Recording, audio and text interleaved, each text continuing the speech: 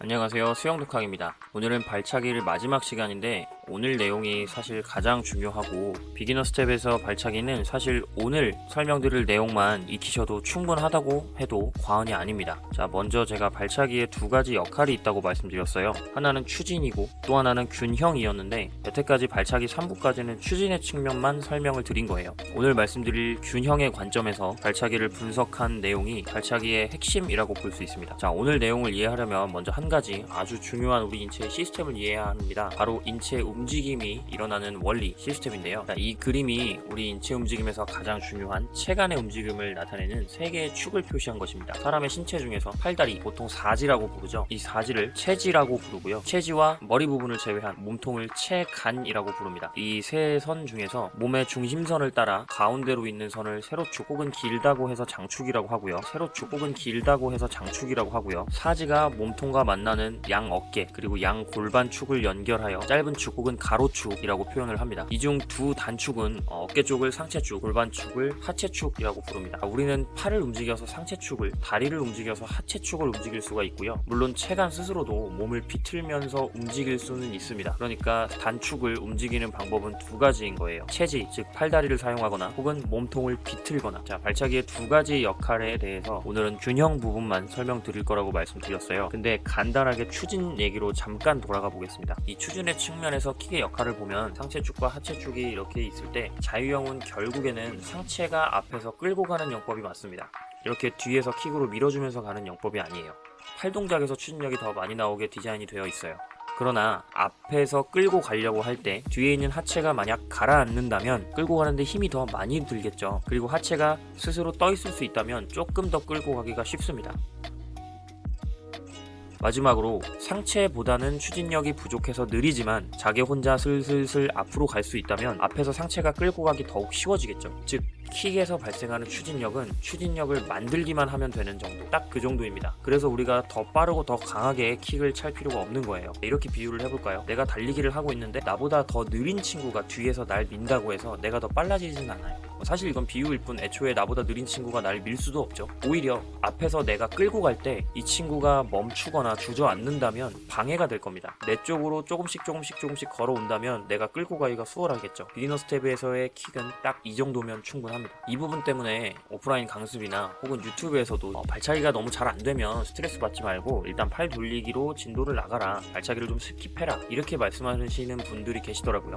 이 추진의 관점에서만 보자면 저도 거기에 정말 동의합니다. 지금 설명드렸죠. 어차피 앞에서 끌고 갈 거예요. 단 추진의 역할이 아닌 균형의 역할을 생각해보면 전적으로 동의할 수가 없는 말입니다. 자, 지금부터 눈도 깜빡이지 마시고 숨도 쉬지 말고 집중하세요. 오늘 이 내용 여기서가 아니면 절대 다른 데서 들어볼 수 없는 내용입니다. 제가 장담합니다. 우리 인류는 이족보행을 시작하면서부터 두 팔이 자유로워졌습니다. 그래서 투석이나 투창 등 물체를 던지는 행위를 하기 시작을 했어요. 이 과정에서 우리는 자연스럽게 팔다리의 움직임을 통해 상체축과 하체축 그리고 체간의 근육들을 통해 몸의 회전력을 이용하는 방법을 체득하기 시작했습니다. 먼저 어떤 방식으로든 가로축 두 개가 서로 엇갈리게 되면 이 두 축은 다시 평행이 되고 싶어 합니다. 왜냐면 우리 몸이 원래 그렇게 생겼거든요. 우리의 골격이 말이죠. 두 축은 항상 평행을 이루고 있어요. 이걸 비틀면 불편합니다. 몸에 힘을 계속 주고 있어야 돼요. 예를 들어서 이 그림에서 보시면 몸에 힘을 주어서 비틀면 우리가 1에서 4까지 비틀 수 있을 겁니다. 그러나 계속 힘을 주고 있어야 돼요. 몸에 힘을 빼면 자연스럽게 4번에서 1번으로 다시 돌아오겠죠. 자, 이번에는 몸을 비트는 게 아니라 다리를 이용해서 골반, 즉 하체 쪽을 먼저 비틀어 볼까요? 여기서 보시면 지면에 붙어있는 다리, 즉 하체를 이용해서 골반을 먼저 돌리고요. 어깨, 상체가 따라오는 걸 볼 수 있습니다. 비틀리면 불편하니까요. 그리고 이때 상체축이 하체축을 따라올 때 몸을 비트는 힘을 더해서 상체축을 하체축보다 더 돌아가게 만듭니다. 이게 바로 회전력이고요. 이 회전력이 끝내 팔이나 주먹에 전달이 돼요. 거의 모든 운동에서 우리는 이 시스템을 사용합니다. 사실 운동이 아니라 여러분이 걷고 뛰는 기본적인 움직임을 할 때 항상 사용되는 시스템이에요. 보통은 상대적으로 컨트롤이 자유로운 팔로 회전력을 전달하기 위해서 지면과 마찰 때문에 안정감이 있는 하체를 이용해서 골반을 먼저 틀어주고 어깨가 따라 움직이게 됩니다. 다만 힘을 최종적으로 다리로 전달해줘야 되는 축구나 태권도 이런 킥을 하는 운동은 반대겠죠. 어깨를 먼저 돌려줄 거고 골반이 따라가고 마지막에 힘이 다리로 전달될 겁니다. 자, 다시 우리가 하고 있는 자유형으로 돌아올게요. 제가 아까 처음에 주요 추진력이 킥이 아닌 팔 동작에서 나올 거라고 설명드렸죠. 그래서 우리는 최종적으로 팔로 회전력을 전달하기 위해서 킥을 통해서 골반을 먼저 움직여줘야 돼요. 이런 식으로요. 실제로 우리가 지금 비기너 단계가 아닌 다음 단계에서 배우게 될 2비트 킥, 4비트 킥, 6비트 킥 들어는 보셨을 수도 있는데 이런 모든 킥이 다 어깨보다 골반이 먼저 회전하도록 디자인이 되어 있습니다. 그게 자연스러우면서도 효율적이거든요. 이건 지금은 자세하게 설명하지 않고 넘어가겠습니다. 비기너 스텝이 아닌 다음 스텝들에서 다룰 거예요.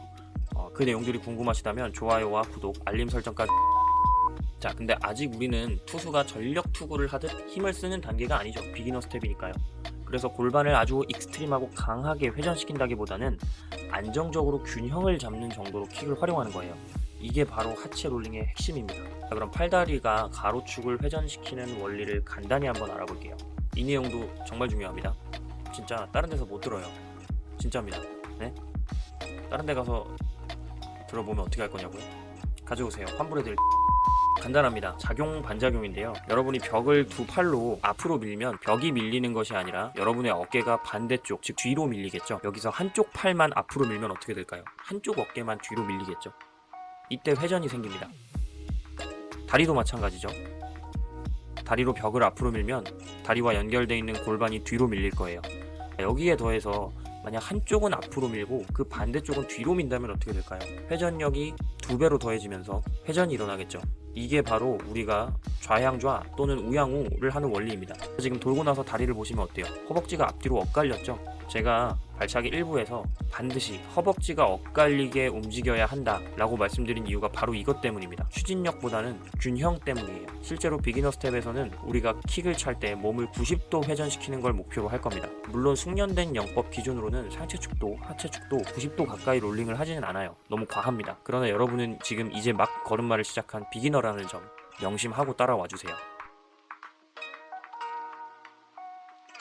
이 원리를 실제로 어떻게 영법에 적용하고 연습할지 보겠습니다. 프론트 크롤은 우리가 걸어갈 때처럼 팔과 다리를 교차하며 움직이기 때문에 인류에게 더 익숙하고 효율적인 방식이에요. 앞서 설명드린 좌향좌, 우양우의 방향 전환 원리가 적용되는 겁니다. 이 원리를 크롤에 적용해서 나타낸 그림입니다. 여기서 이 두 그림은 또 올려차기의 중요성을 보여주는데요. 제가 강조드렸던 부분이죠. 오른쪽 그림에서는 오른발을 내려차기만 해서 오른쪽 골반이 올라가기만 했어요. 그러니까 회전축이 몸의 왼쪽 끝으로 이동한 것 같은 효과가 나겠죠. 반면 왼쪽에 있는 그림을 보면 오른발은 내려차서 리액션으로 골반이 상승하고요. 왼다리는 올려찼기 때문에 리액션으로 반작용으로 왼쪽 골반은 내려오게 됩니다. 그러면서 좌양좌 우양우처럼 제자리에서 회전하게 되고 장축이 몸의 중심에 온 것 같은 효과가 나겠죠. 다시 바로 실전으로 보겠습니다. 이건 여러분이 실제로 하진 않아도 되는데요. 참고로 보시기만 하면 돼요.